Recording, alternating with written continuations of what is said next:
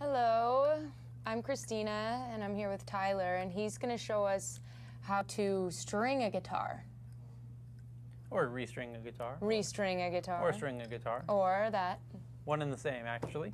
So this is an acoustic guitar, but the principles are actually nearly identical for an electric guitar. Well, it depends on, doesn't it depend on? Yes, the acoustic guitar has these buttons down at the bottom that hold the strings. You call them pins? Pins, right, that hold the strings in place. On an electric guitar, you're not going to have those. You're just going to have a hole that the string goes through. So it's actually a little easier on a... Totally easier. Yeah, quite a bit easier on an electric. So we're going to show you the hard version on an acoustic here.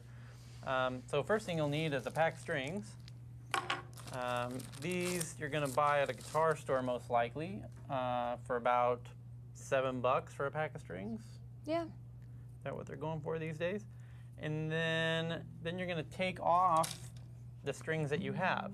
And there's two schools of thought here. One is, let's take off all the strings and then put on all the strings. And the benefit to that approach, well, I should say, the other approach is take one string off and put that new string on, take the next string off, put the new one on, one by one.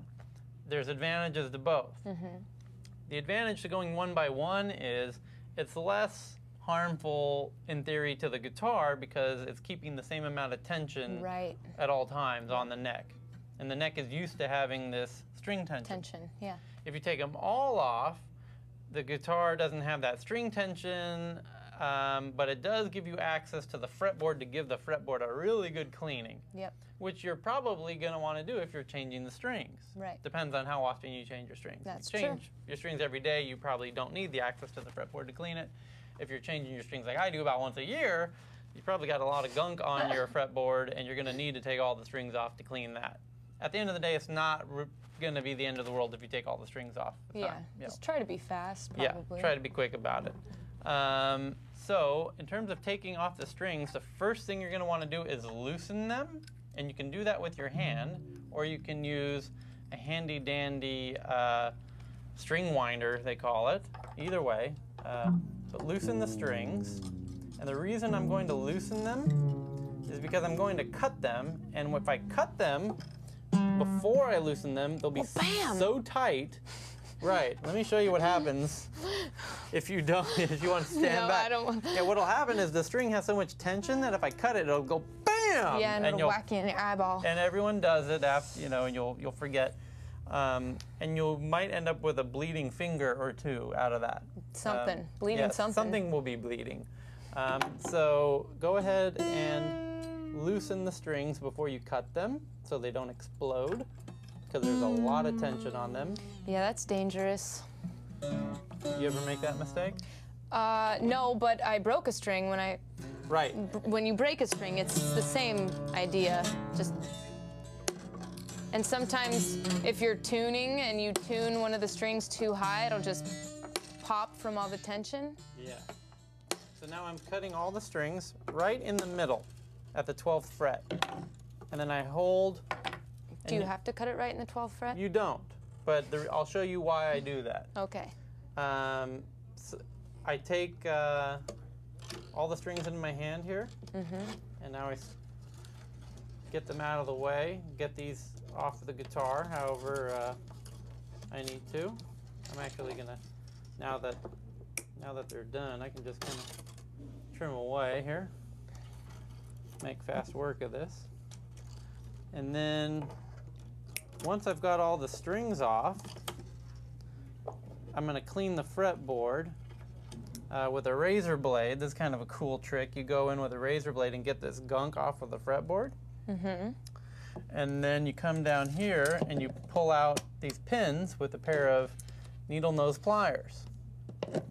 Don't they have something else you can do that with too? There is a quote-unquote official tool. And some string winders also have it built in. I would tend not to use scissors, because scissors you're going to that end right potentially scrape up the bridge. Yeah. Or the pins. The pins themselves are usually quite cheap, only a few dollars. So don't worry if you mess up the pins. But you don't want to mess up the bridge, because that would be very expensive to replace. Pins are difficult, especially if you're a new guitar player. If you're a beginning guitar player, I remember my first guitar, and it was kind of an event to change your strings. Yes, and by all means, don't lose the pin, because then you're going to have to make a trip to the guitar store to put your strings back on, to buy a new pin to hold it in. I remember on my first guitar, my guitar teacher changed my strings for me the first time, and he used a pair of scissors, and he chopped up the pin with pulling it out with the scissors. I was like, you know, what is he doing? And then I found out they only cost about $1 each. I wasn't that worried about it. If all else fails. Yeah, if all else fails, you can use a pair of scissors.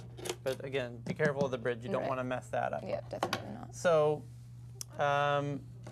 you need to know which string goes where, so make sure that you put the E string.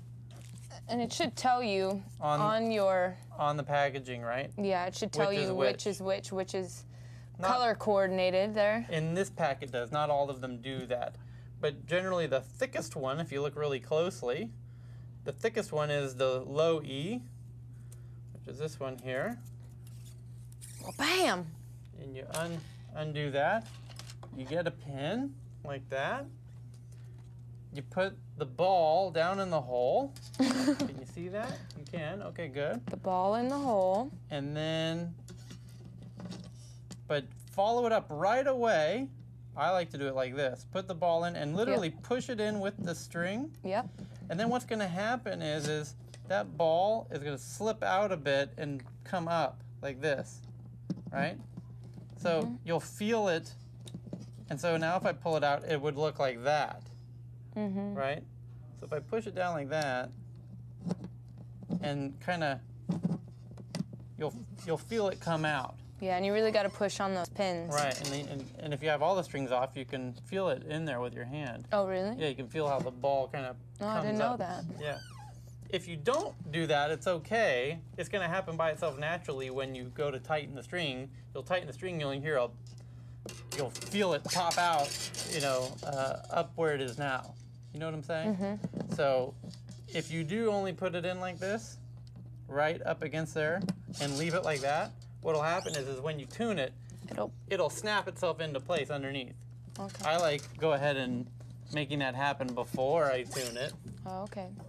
And then once you got the ball in there, and there's again 2 ways you could do this. I could put in all the strings, and then go up here and tune them all, or I can put one in and go up here and tune it and continue on through. Right. Either way.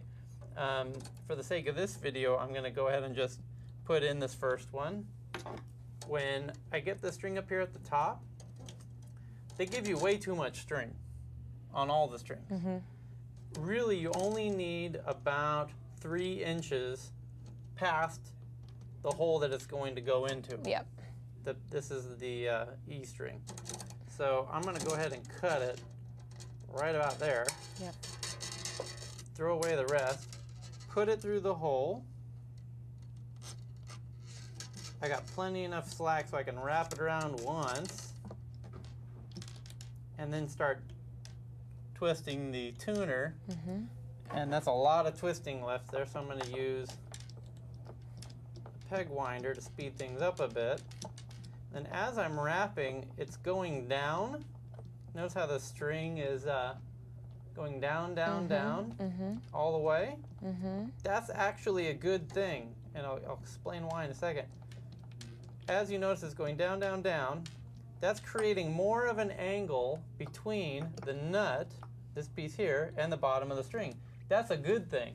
If it was flat, that's not so great. You want it to have a good amount of angle there. Yeah. So you have a nice tension on the string. Yep. And so that's called the nut, and then the part at the bottom is the bridge. Right, same thing at the bridge. I just heard it. Yep. And now that's right about an E right there. Right here at the bridge, same thing. You have a good amount of angle between the bridge and the guitar. That's a good thing. Kind of like an actual bridge. So that's the E, and then I would go ahead and put in the A, put in the peg, and repeat the same steps for all the strings. That's pretty much it.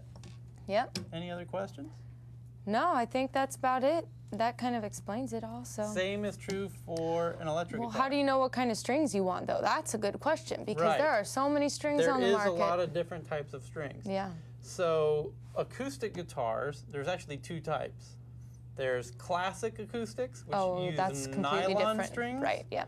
And then there's Western acoustics Steel that use strings. steel strings. Steel strings, they come in mediums, lights, extra lights, custom lights, all these different gauges and sizes. Bronze, phosphor bronze, nickel, and all these kind of different degrees of different metals. Confusing. It is very confusing, and honestly, it doesn't much matter. And what most people like to do is, at least young guitar players, like to sound like somebody, like they want to be like Eric Clapton or they want to be like Bob Dylan, and they try and find out what strings he's using. And they assume, maybe foolishly, that if I have Bob Dylan strings, I can sound like Bob Dylan. That's not how it works out in actuality, so it really doesn't matter which strings you get. Although, as you get more advanced in your playing, you tend to start leaning towards maybe the more expensive strings because you recognize the sound or you find the one that works for you. I would just recommend trying them all. Yeah. You know? See what sounds good. See what works for you until you find one you really like, and then you can stick with it. And if you get really good, you can get a sponsorship from the string company. That's always nice. That's the key. That's the goal, key. folks. Yep. Get sponsorships. Get the string sponsorship. It's Yeah. not easy to do, and they'll come to you. Don't call them. But yeah, electric guitars, same scenario. There's a million different brands. In terms of the thickness, the earlier of a guitar player you are in your development, maybe the thinner of a string is better, so it's easier on your fingers. But doesn't it depend on the sound you want too? Because if you're going for a real beefy sound, then you probably want thicker strings. There's an absolute trade-off, which is the thicker the strings are, the harder they are to play, but the better they sound. Right. It's a trade-off. If you're a beginning guitar player, you might not be that worried about the sound, and you're worried about if you can actually play the thing. Right. Because the thicker the strings are, the more tension there is, the harder it is to play, physically. Yeah. So it's a trade-off. Harder to play and better sound, or easier to play and not quite as much full sound. Yeah. It's a trade-off, and that's true for both electric and acoustic. But that's pretty much everything you would need to know.